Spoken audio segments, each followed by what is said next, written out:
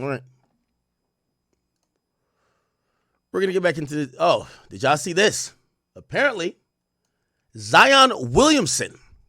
TMZ is now reporting that a woman, her name is going to be anonymous because she's going by Jane Doe, has filed a lawsuit against Zion Williamson. She's claimed to be one of his exes, and she has filed a lawsuit against the NBA star, claiming he raped her, kidnapped her, and terrorized her on multiple occasions throughout their years-long relationship. According to the suit, the violent incident took place September 23rd, 2020, after the woman had gone to Williams' Beverly Hills home. The accuser said Williamson told her he was tired, and wanted to go to sleep. No, the accuser told Williamson she supposedly was tired and was trying to go to sleep, but he called her a stuck-up bitch and that she couldn't go to sleep without having sex with him.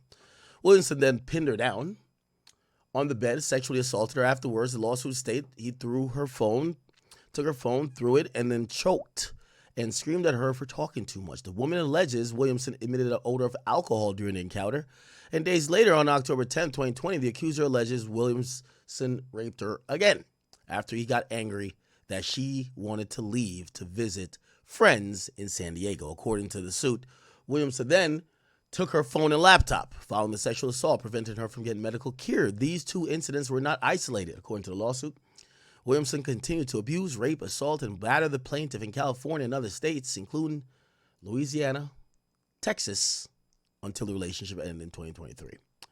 The lawsuit states Williamson strangled the woman with such force that she feared for her life and eventually lost consciousness multiple times between 2020 and 2023 in California and Louisiana. The woman also alleges that Williamson threatened to have a security guard shoot her in the head multiple times. She alleges Williamson threatened to have his security kill her parents as well. And during one 2022 incident in Louisiana, the lawsuit states Williamson pointed a loaded firearm at the woman's head, causing her to reasonably fear for her life. The accuser says in the suit that Williamson often kicked her with his feet and beat her with his hands. She claimed that the 24-year-old NBA star would force her to leave her apartment and intentionally imprison her in a car until he transported her to a different location. She said one time he tried to stop her from escaping the vehicle. He hit her in the head with the door, causing her to lose consciousness. Chat, the fallout of this Diddy stuff is that we're getting more and more anonymous complaints, accusations. And let me guess, the police was not contacted one time. Let me guess. He's probably been behind the scenes dealing with a demand letter asking for probably 8 figures or more. Let me guess. He told them I'm not paying nothing or won't pay the price that they ask. And now they're coming with that. Now, the person in question is a Jane Doe. We don't know who it is. I'm pretty sure a slight Googling, we'll be able to find who that is. There's confusion here, right? We're going to ask the same questions. You said he continued to rape you and you continued to go back. You said sometimes he would force you back, but then did you never go back willingly? You also said that the relationship concluded after all of these sexual assaults happened. So you basically continued in the relationship with a man that sexually assaulted you? And then let's keep adding on to it. So after the sexual assaults, you would then have consensual sex with him at different times? Weirder stories have been heard, but you see, we're in the time of, and I hope the NBA looks at this and says, yeah, we're not even going to dignify this with a statement. I hope the sponsors look at this and say, we're not going to even indulge and drop this guy. If you don't go to the police and there are no criminal charges, a lot of this stuff could be hearsay. Shit, even if it was settled, rumors of settlement, or even if he ends up having to pay her money, it still don't even mean he did it. Because again, when it comes to civil suits, it's all about the money. So again, I look at this, I'm a little jaded now. I've seen it. Everybody supposedly, it appears that just having a penis is damn near, maybe fodder for civil cases. And for any real victims, I encourage you and I pray that you have the strength to go to the police, get it properly investigated. And I get it, maybe not all those things will result in a possibly conviction. But if you're in a situation with someone that is super rich, super wealthy, trying to get money from them doesn't punish them for what you claim they did to you. Okay? It only tries to enrich and fatten your pocket. If these people are doing these things, you should hold them accountable. Jay-Z's lawyer said that, and Jay-Z said it himself. Jay-Z said, if I did that, why the hell would y'all only be trying to pursue civil charges? Why would you not want to pursue this in a criminal level, right? So, I don't know. Like, at this point, I'm seeing this, and I'm like, I feel like I've seen this a million times. I feel like I've just seen this a million times.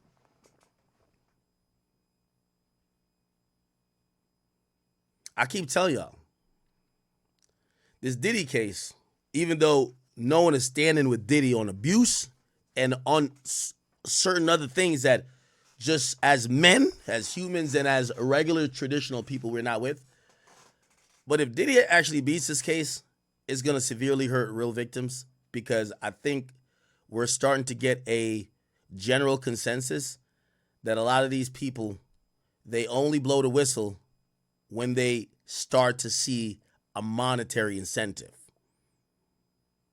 They only blow the whistle, and blowing the whistle means a stick up for the cash. Okay? So these cries start to become a little hollow. And it's going to maybe devalue what maybe a real trauma victim of sexual assault really has to say.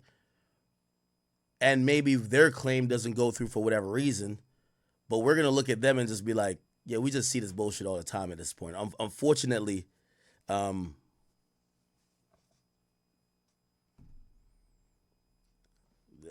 of this shit, I don't even know what to say. It's just like, okay. I believe this whole believe women shit is out the window. I believe women is out the window.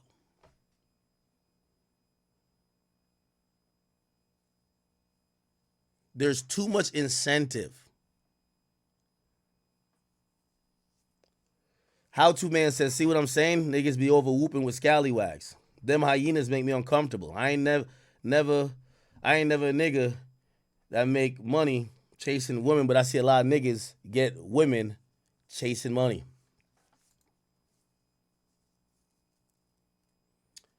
T says, act, this is a L take.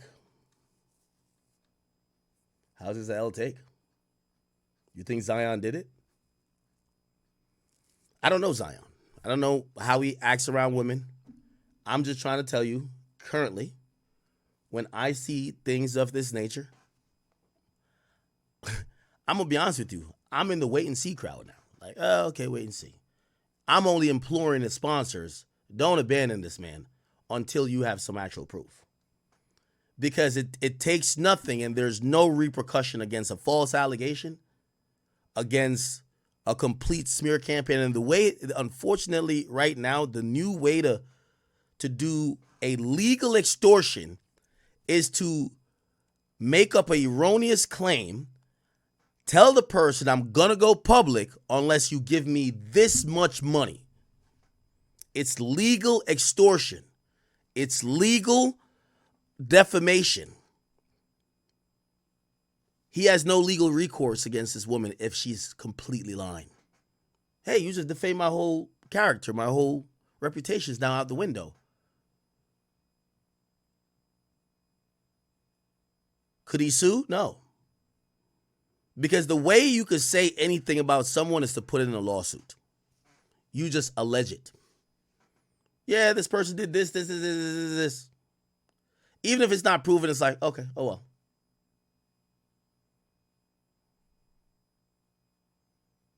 So, again, not to try to devalue certain particular, maybe true victims of these crimes, but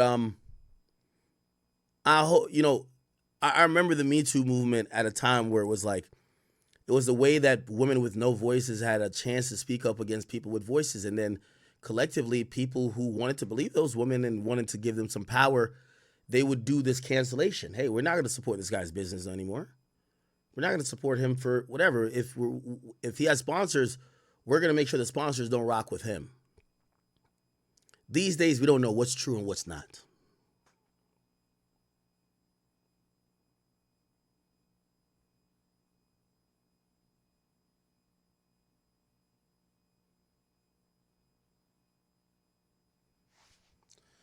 Now, some of you guys are basketball enthusiasts, and I hope you guys actually go check this out. And when I mean check this out, maybe you can find the lady, and I'm not trying to dox her, but maybe if you guys know who this person is this an ex-girlfriend that's scoring? She got cut out in the picture? Oh, he just got a re-up. He moved on with a new girl. He left her for the side ting. He's no longer attracted to her. She cheated. He doesn't want to be with her anymore.